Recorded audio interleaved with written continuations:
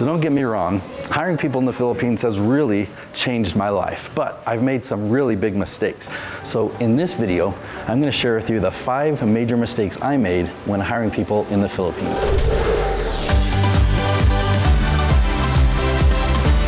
Man, this guy really took advantage of me.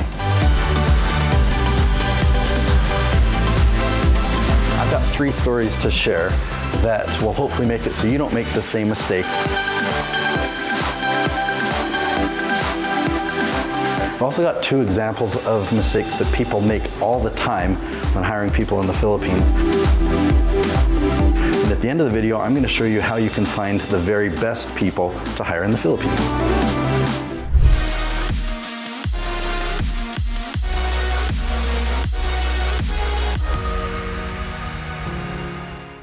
Okay, this first mistake is not something that I personally have made, but most people do. This is a very common mistake. I've talked to a lot of people, and whenever they tell me, yeah, I tried that outsourcing thing and it just doesn't work. Well, this is why, okay? So there's websites like this, Upwork, there's Fiverr.com, okay? These are great websites when you're hiring for an individual project, right? You need a logo designed or you need your website designed. That's not what virtualassistanttool.com is for. This website is not for hiring people on a project-by-project basis, but that's the biggest mistake that I've seen people make, is that they treat this site like that. So on those other sites, when you have a specific task, there are people competing that want to do that task. But here, people are looking for a long-term job, and I want to tell you that is so much more valuable.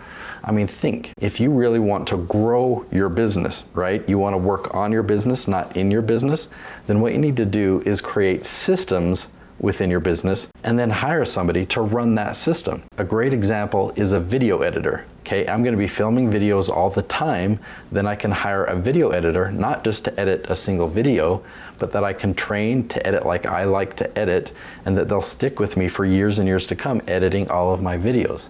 That is a great person to hire. Now at the end of this video, we'll come back to this website and I'll show you an example of how you could find a video editor or somebody like that. Now if you're still thinking like, but what's wrong with hiring somebody for a project? Well, that's just not going to grow your business. You are going to need to hire people to do specific projects, but I wouldn't consider that outsourcing. You can hire a USA company, you can hire a freelancer that's in another country, but that's not really outsourcing the way that I'm defining it in this video. That's just hiring somebody to do a project for you. That's hiring another company for a service that they offer, or it's like buying their product. The big mistake that people make is they don't really leverage the full potential of outsourcing.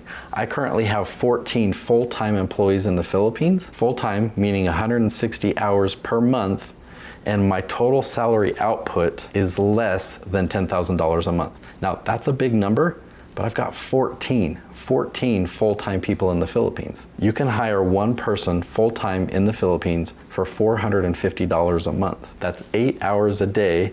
Imagine what you could have them do if they were working for you 8 hours a day, and what time that would free up for you. Okay, the second mistake that I can talk about is paying people within the first week of a project.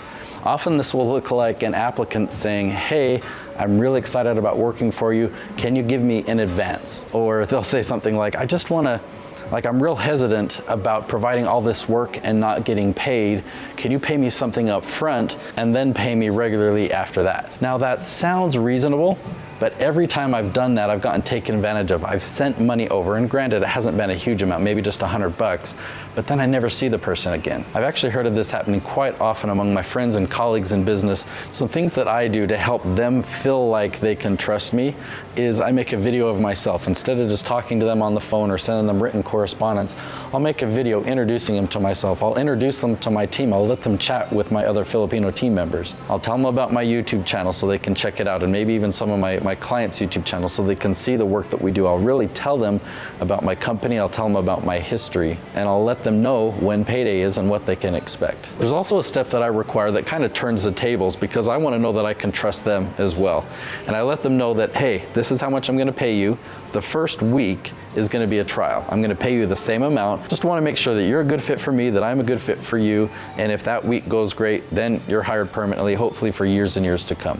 All right, now this mistake came because I was new. This is my first person that I'd hired in the Philippines, and it's a great story. I learned a lot from it, but boy, did it not scare me away, because obviously I've been hiring people for 10 years now. But going back, I was still an employee. I worked for a company called Orange Soda. I was a telemarketer, but they also offered me an independent contractor position as an article writer. So I could write an article, submit it to them, and they would pay me $10 to $12 depending on the length of that article. They sent me a topic, I'd write an article, they'd pay me 10 or 12 bucks. During this time that I had this position, I was learning about outsourcing. And so I had a brilliant idea.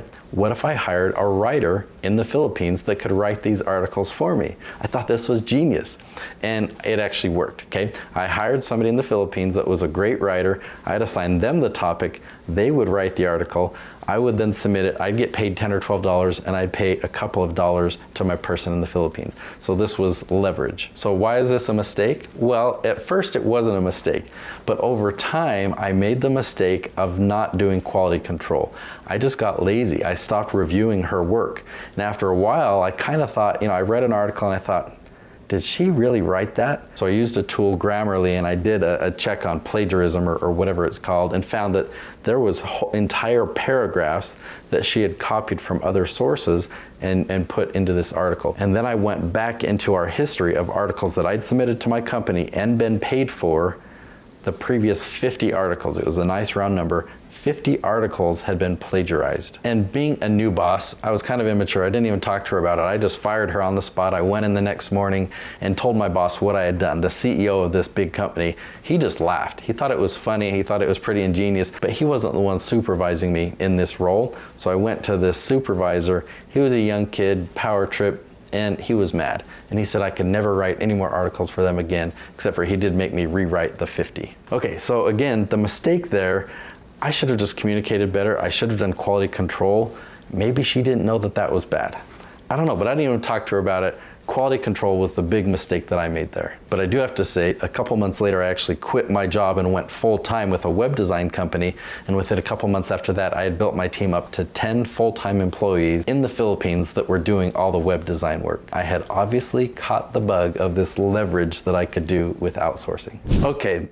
The biggest mistake I made was hiring Dane and not recognizing what was happening. I mean, this is kind of a doozy. So I've got to illustrate what happened here. So this is Dane. I hired Dane as a video editor, and I gave him a trial assignment, and he did a good job. He did a great job. In fact, he was looking to be one of the most valuable members of my video editing team. Now, I hired him for 160 hours a month, right? That's 8 hours a day. So Dane was supposed to work 160 hours per month in exchange for, okay, technically I paid him in Filipino pesos, not US dollars, but that was his job. Well, his work was a little bit slow, but because he delivered quality work, I didn't think anything else of it. I'm just like, okay, quality work takes time.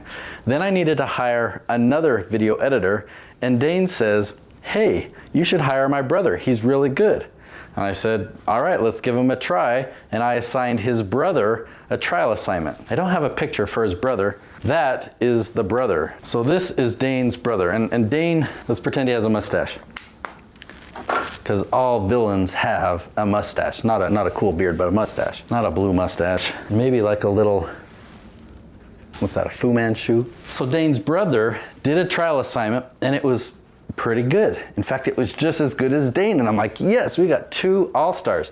So I hired Dane's brother for 160 hours per month. So I'm supposed to be with 2 people. I'm paying them for 320 hours of work. Several months go by, and I start to get suspicious. I put on my secret agent hat and started to do some digging. And what I found out is Dane, I don't know if it's his real name, but he was doing work, but he was not doing 160 hours of work. He was doing about 80 hours of work. And guess what? The brother did not exist.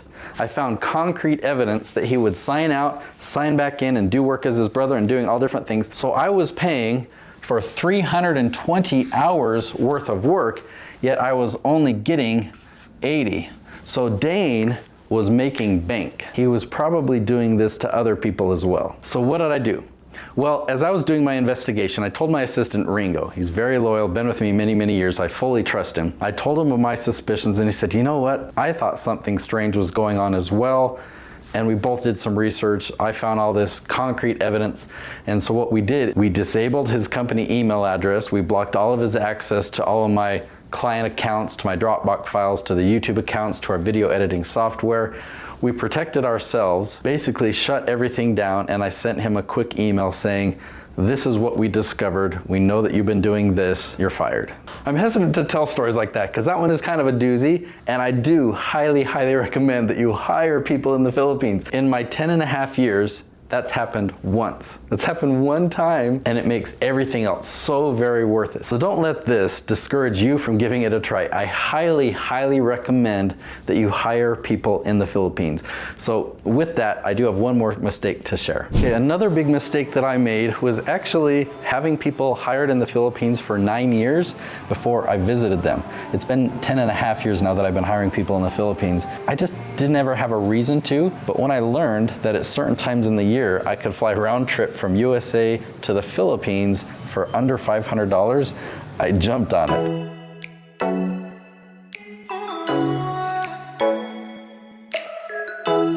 But visiting my team for the first time was a big game changer. I mean, when I met my team for the very first time for dinner, everyone was gathering around. It really brought a whole bunch of emotion to me. I was overwhelmed. I realized the impact that I had on their livelihoods and how much they relied upon me for their employment. But instead of just seeing them maybe as robots as I saw them previously, now I saw them as people, and they were all individuals working from their home, but they were all together, getting along, having a good time, having fun conversations. Now, we did some fun things. My first time visiting in 2018, we hiked up the Taal volcano. We did some other things like some escape rooms that were really fun, just lots of good team building activities and meals where we could have fun. Now, I do have to say, the Philippines is also an amazing place to vacation. So while you go there to visit your team, I recommend doing what I did. I spent 5 days on a remote island all alone. Just check out a few clips here.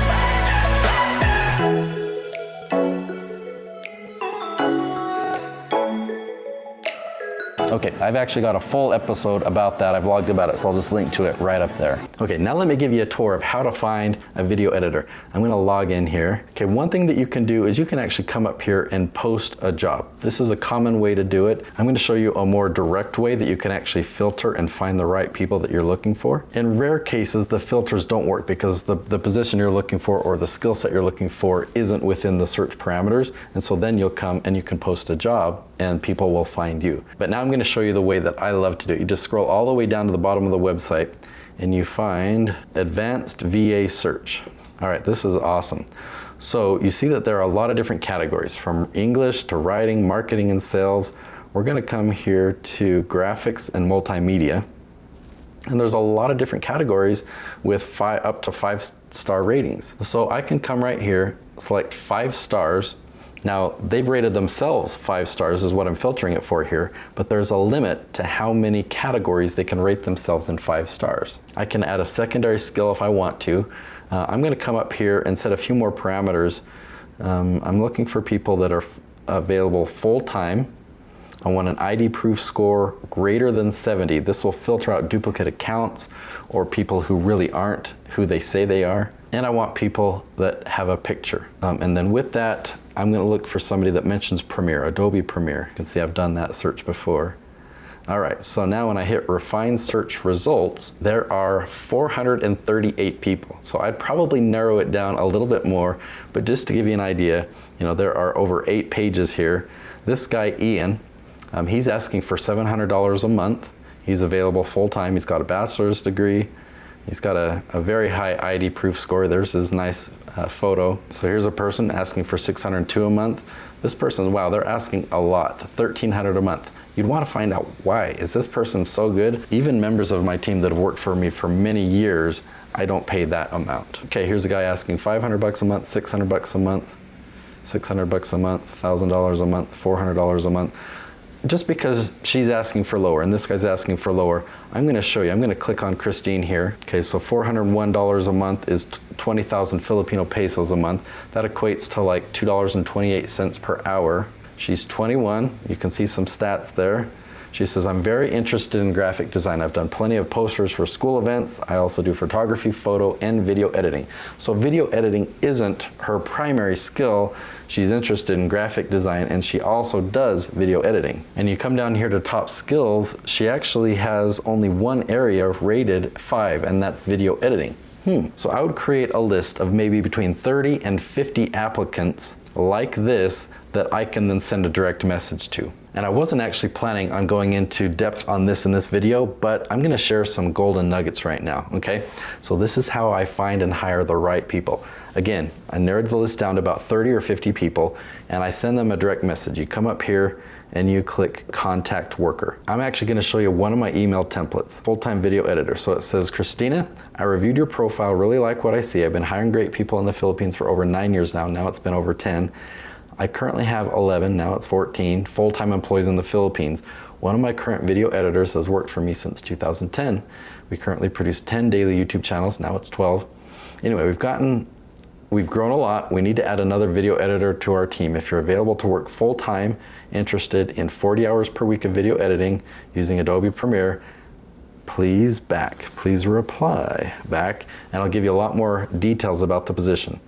And I give them some credibility pieces they could look up. So I didn't give them a whole lot of info. I basically said, here's a little bit of information about my company. If you want to know more details about how to reply, email me back. Okay, so then I'll send them that message. I'll just discard this one.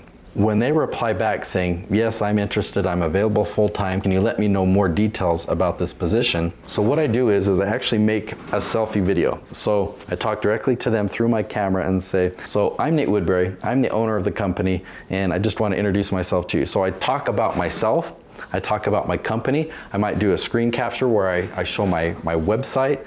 I talk for about 5 minutes, both explaining who I am, what we're looking for, and that I want them to make a video on their phone and send it back to me telling me about them, that I want them to talk for about 5 minutes introducing themselves to me and why they feel they'd be a good fit for the company. I also explained that I would love to see their portfolio. I'd love to see videos that they have edited. Now that serves as a great filter, right? Not many people are willing to go through the steps of making a video for me just to apply. I don't think I want to hire those people. Out of the 30 or 50 that I contact, I'll probably get a dozen video applications. And from there, I can look at their personality to see if they'd be a good fit for the company. I can look at their portfolio to see if they've done good work. And I can hear about their experience. I can usually tell by their personality and their video application if they have good work ethic and stuff like that. These are just things that I am looking for during their video application. Now here's one more secret. I will typically hire 2 or 3 people for one position. One reason is because they're so affordable, I can afford to do that. And 1 or 2 of them are probably gonna fizzle out and just disappear, and 1 of them or 2 of them are gonna be really strong and reliable. So if this is your first time, I might narrow the list down to 2. 2 people that you think are the best of the applicants and hire them and say, okay, I'm really excited to hire you. This is how much I'm gonna pay you. This first week is a trial. You're gonna be paid for this first week, whether it works out or not. Why I call it a trial? Because you are gonna be doing real work for us, working full-time, 8 hours a day. The reason I call it a trial is I just want to make sure that we're the right fit for you, that you really enjoy this position, and I want to make sure that you're the right fit for us, make sure that you're doing the work that we're looking for. Assuming everything works out great, at the end of that week, you'll just continue doing the same work, and hopefully you'll work for us for many years to come. Okay, so if you are new to this channel and you haven't heard me talk about why I hire people in the Philippines versus any other place in the world, then I definitely recommend you check out this video up there, or I'll link to it at the very end of this video. You gotta watch that video on why I hire people in the Philippines.